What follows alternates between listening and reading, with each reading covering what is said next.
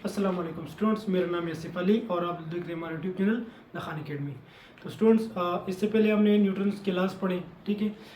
First class, second class, third class. आज हमारा topic है वेट एंड मास। ये एक ऐसा टॉपिक है, हाँ, जो कि हम डेली लाइफ में बहुत ज़्यादा इसका इन्फ्लुएंस देखते हैं कि कुछ लोग कहते हैं कि ये वेट है, कुछ लोग कहते हैं कि ये मास है, ठीक है।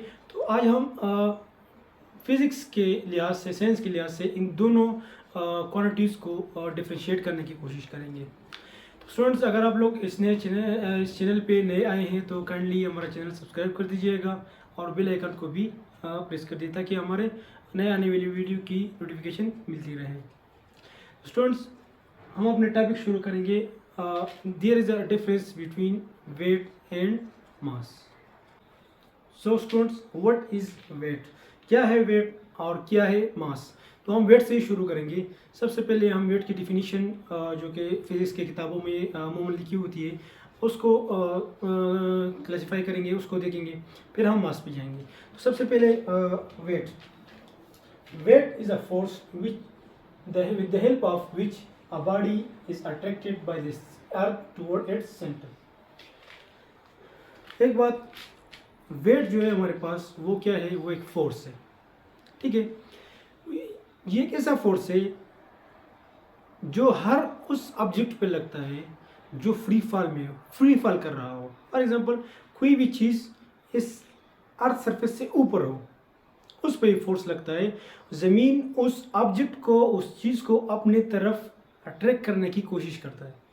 उस कोशिश को ही हम क्या कहेंगे? वेट। उस कोशिश को हम क्या बोलेंगे? फोर्स। और उस फोर्स को हम बोलते हैं वेट। हर वो ऑब्जेक्ट जिस पे ज़मीन फोर्स लगा रही है, ठीक है, उस फोर्स को हम क्या कहेंगे? वेट। हर ऑब्जेक्ट पे फोर्स लगता है। इस अर्थ के सरफेस पे जितने ऑब्जेक्ट हैं, जितने स्पेस में है, मतलब हमारे एटमॉस्फेयर के अंदर है, हमारे ग्रेविटी के अंदर है, इस अर्थ की जो ग्रेविटी है उसके अंदर है, उस पर फोर्स लगता है। उस फोर्स को हम क्या कहेंगे? वेट। एक और डिफिनीशन है इस तरह है कि a force which compel a body from free falling. मैं आप लोगों की बात बताऊं, ये हमारे पास 4 मार्कर है, ठीक है। मैं इस 4 मार्कर को क्या कर रहा हूँ? होल्ड कर रहा हूँ कि ये फ्री फॉल मूव ना करें, ये नीचे की तरफ न जाए, आसानी से नीचे की तरफ न जाए। अब मैं कितना फोर्स लगा रहा हूँ? इतना फोर्स लगा रहा हूँ जितना इस चारों मार्करों का क्या है? वेट है। मैं इतना इस चारों ऑब्जेक्ट्स पर वेट एज अ फोर्स लगा रहा हूँ। इसको मैं कंपेल कर रहा हूँ, मजबूर कर रहा हूँ कि ये नीचे न जाए। इसको मैंने रोका हुआ है, ठीक है। जैसे ही मैं हाथ को नीचे साइड पे लेके जाऊंगा तो ये चारों मार्कर नीचे की तरफ चले जाए। स्टूडेंट्स, वेट क्या है? वेट एक हमारे पास फोर्स है जो कि हर ऑब्जेक्ट को इस सरफेस ऑफ अर्थ के ऊपर है या उससे एटमॉस्फेयर के अंदर है, ग्रेविटेशनल फील्ड के अंदर है, उस पर लगने वाले फोर्स को हम क्या बोलेंगे? वेट, ठीक है। डेली लाइफ में हम ये जो दूसरा डिफिनेशन मैंने की कि force which compel a body from free falling is called its weight, कि ये मार्कर है, इसको मैं होल्ड कर रहा हूँ, ठीक है। कितना फोर्स में लगा रहा हूँ वो इसका वेट ये होगा, ठीक है। इस तरह बहुत सारे भारी ऑब्जेक्ट्स को भी उठा सकते हैं, ठीक है। जितना आप भारी चीज़ को उठाओगे उतना आप फील भी ज़्यादा करोगे कि मतलब कि ये मैं होल्ड नहीं कर पा रहा, ये मुझसे गिर रहा है, तो इसका मतलब ये होता है कि उसका वेट ज़्यादा होता है। तो इसको मजीद हम इसको एक्सप्लेन करने की कोशिश करेंगे। वेट को, weight is a variable quantity, ठीक है। Weight is a variable quantity. Variable quantity ये होती है कि किसी भी ऑब्जेक्ट का जो वेट होता है वो जैसे ही आप अर्थ से दूर लेके जाते हो वो चेंज हो रहा होता है, ठीक है। जैसे ही आप किसी प्लेनेट के नज़दीक जाते हो तो भी चेंज होता है, ठीक है। ये चेंज होता रहता है, ठीक है। मुख्तलिफ पॉइंट्स पर मुख्तलिफ आपको रीडिंग देता है, ठीक है।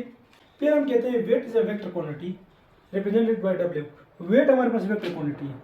देखो, अब वेट एक ऐसा फोर्स है जिसका डायरेक्शन हमेशा towards the centre of earth ही होगा, डाउनवर्ड।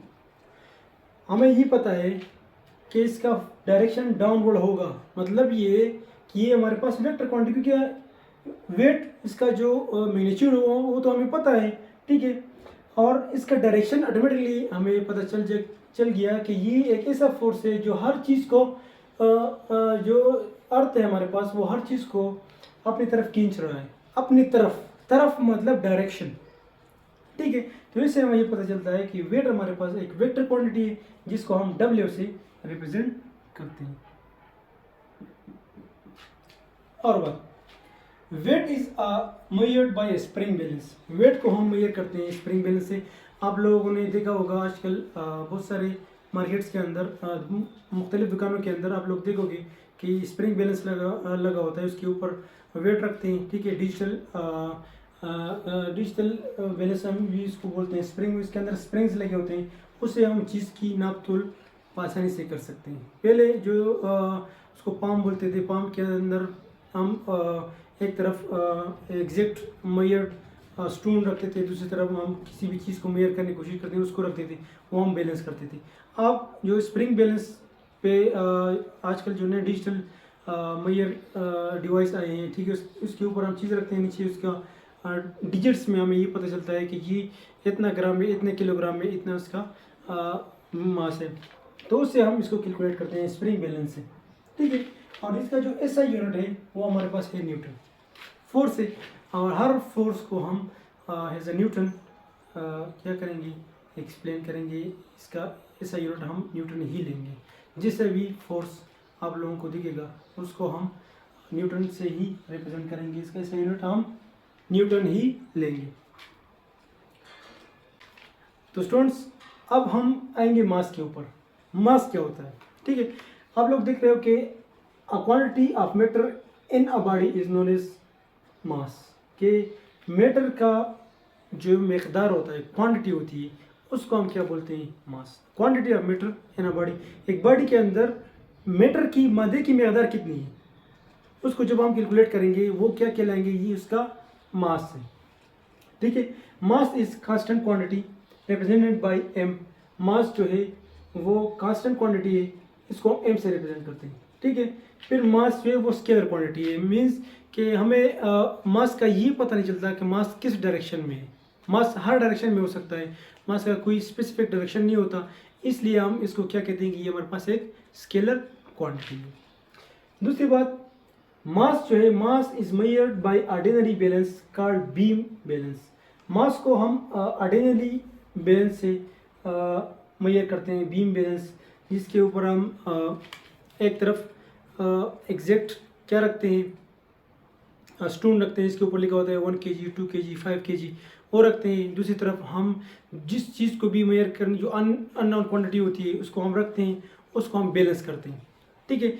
जब बैलेंस हो जाता है फिर हम क्या कहते हैं कि ये जो अननोन क्वांटिटी थी, ये अब 2 kg, अब 5 kg, अब 1 kg है। उस फिक्स्ड कांस्टेंट स्टोन से हमने ये कैलकुलेट किया, जिसको हम बीम बैलेंस कहते हैं। और इसका जो SI यूनिट है वो किलोग्राम में। आप लोगों को तो पता होगा कि हम 1 kg, 2 kg मार्केट्स में जाके उसका किसी भी चीज़ का हम मास मांग रहे होते हैं कि 2 kg दे दो, 3 kg दे दो, 5 kg। हम ये नहीं कहते कि 100 न्यूटन दो, 200 न्यूटन दो, हम ये नहीं कहते, ठीक है। हम वहाँ पर मास की बात कर रहे होते हैं।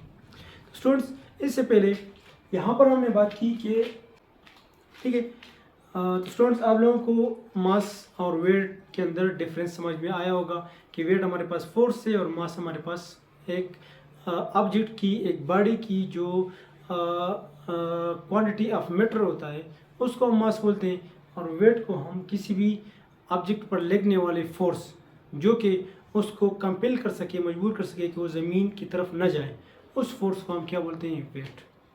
तो आई होप आप लोगों को वेट और मास के अंदर डिफरेंस समझ में आया होगा। आप लोगों से मिलेंगे इंशाल्लाह नेक्स्ट वीडियो के अंदर। तब तक के लिए अल्लाह हाफ़िज़।